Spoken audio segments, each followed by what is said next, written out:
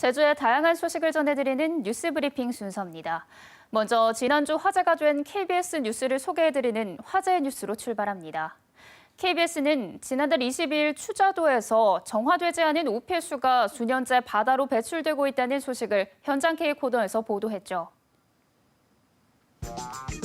빼어난 절경의 추자도 석조청산 주변 해안은 악취와 부유물질로 가득했는데요. 신양리 하수처리시설에서 깨끗이 정화되지 않은 오폐수를 관을 매립해 바다에 버리고 있는 것이 원인으로 KBS 취재에서 드러났습니다. 신양리 하수처리장의 하루 오폐수 처리량은 100톤이지만 150에서 200톤을 넘는 날이 많은데요. 인근 주민들은 악취로 많은 불편을 겪고 있지만 행정기관인 추자면은 모르쇠로 일관하고 있다는 내용입니다. 해당 기사는 포털 사이트에서 조회수 58만 1000건을 기록했고 700여 개의 댓글이 달렸습니다. 이후 추자도의 5개 하수처리 시설에서 기준치를 초과한 오폐수가 3년 넘게 배출되고 있었다는 후속 보도와 함께 제주도 역시 이 사실을 묵인한 것으로 드러나 많은 누리꾼이 공분했는데요. KBS는 정확한 하수오염 실태를 확인하기 위해 전문기관에 수질 검사를 의뢰한 상태입니다. 제주 지역에서 오늘 보도한 뉴스 가운데 주목할 만한 기사를 소개해드리는 뉴스픽 이어갑니다. 오늘 저희가 살펴본 기사는 재민일보 이은지 기자의 일자리 재단 설립 일방통행입니다. 제주도가 도민 공감대 없이 제주인의 일과 삶 일자리 재단 설립을 일방통행식으로 추진하고 있다고 재민일보가 보도했습니다. 같은 취지의 기사를 다른 일간지들도 일제히 실었는데요. 일자리 재단은 분산된 일자리 정책 연구와 집행 체계를 일원화하고 유사기관을 통합하기 위해 추진되는데 제주도는 하반기 일자리 재단 문을 열고 기존 제주 청년센터와 제주 더 큰 내일센터를 통합 운영한다는 구상입니다. 이를 위해 지난해 일자리 재단 설립 타당성 검토 연구를 진행했고 연간 예산으로 출연금 5억 원을 포함해 운영사업 인건비 등 145억 원이 들고 재단 설립 편익은 168억 원으로 추산됐는데요. 용역진 경제성 분석 결과 비용 대비 편익이 기준치 1을 넘는 1.19로 타당성이 있는 것으로 조사됐습니다.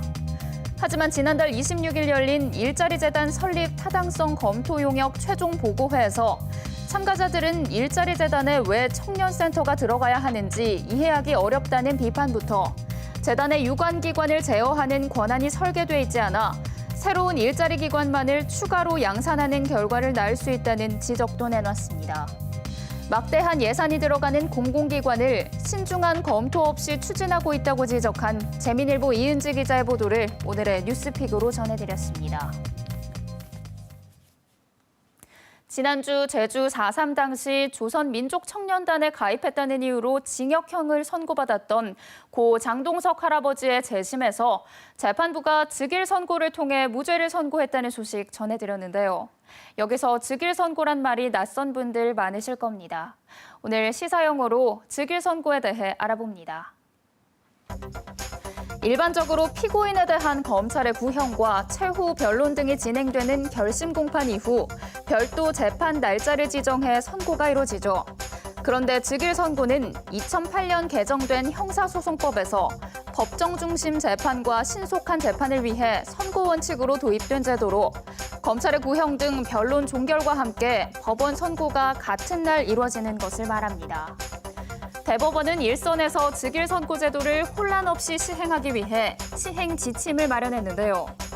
피고인 출석 없이 진행할 수 있는 경미한 사건이나 피고인이 자백한 경우 등 쟁점이 간단하고 명확한 사건, 항소심에서 항소 기각이 예상되는 사건, 피고인이 학생이나 고령, 병약자인 경우 등 6가지입니다.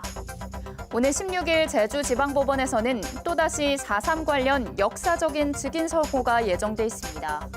4.3 행방불명 희생자 336명에 대한 재심 사건 공판이 열리는데 유가족 대부분이 고령인 점을 감안해 이날 검찰의 구형과 함께 재판부가 곧바로 선고를 하는 즉일 선고가 순차적으로 이루어지게 돼 관심이 모아집니다. 계속해서 주요 단신 정리해드립니다. 제주도의회 소속 공무원과 서귀포시 효돈동 소속 공무원이 코로나19 확진자로 확인됐습니다. 제주도와 도의회에 따르면 어제 도의회 직원 1명이 확진 판정을 받은 데 이어 오늘 효돈동 공무원 1명이 확진 판정을 받았고 오늘 오후 5시 제주도 집계에 포함되진 않았지만 조금 전 도의회 공무원 1명이 추가 확진 판정을 받았습니다. 제주도는 오늘 제주도의회를 일시 폐쇄하고 상임위원회 일정을 연기한 데 이어 도의원과 도의회 직원 등 213명, 효돈동 주민센터 공무원 15명에 대한 진단검사를 진행하며 상황을 예의주시하고 있습니다. 최근 질병관리청이 감염병 전문병원 권역 선정위원회 회의에서 경북 권역인 대구 지역을 국내 4번째 감염병 전문병원 건립지역으로 선정하며 제주 유치가 좌절됐습니다.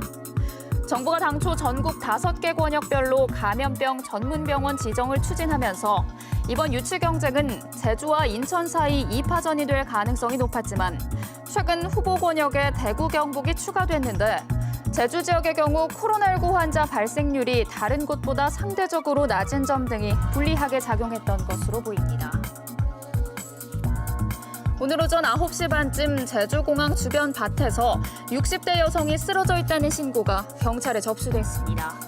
현장을 확인한 제주 서부경찰서는 이 여성이 숨진 사실을 확인하고 여성의 몸에서 범죄 혐의점 등 특이점이 나오진 않았다며 자세한 사고 경위 등을 조사하고 있다고 설명했습니다.